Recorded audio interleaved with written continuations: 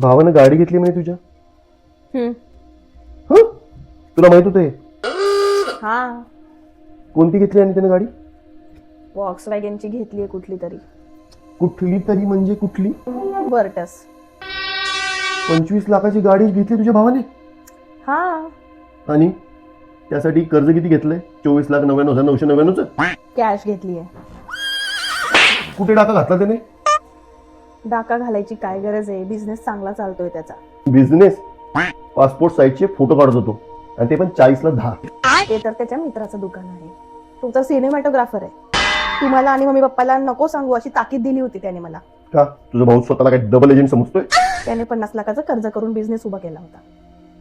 आणि तू आता मला सांगतेस हे? तो म्हटला होता की बिझनेस चांगला झाला की सांगू सगळ्यांना. 50 लाखाचं कर्ज घेऊन बिझनेस? एक मिनिट, त्या 50 लाखाच्या कर्जासाठी तू जामीनदार झाली होती?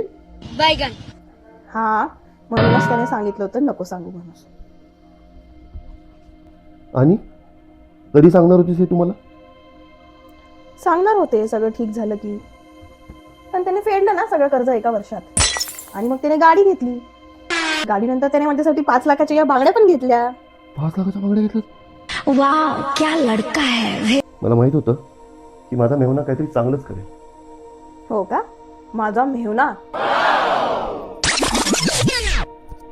हॅलो विवेक, अरे तुझा एक मित्र ज्वेलर्स होता ना रे.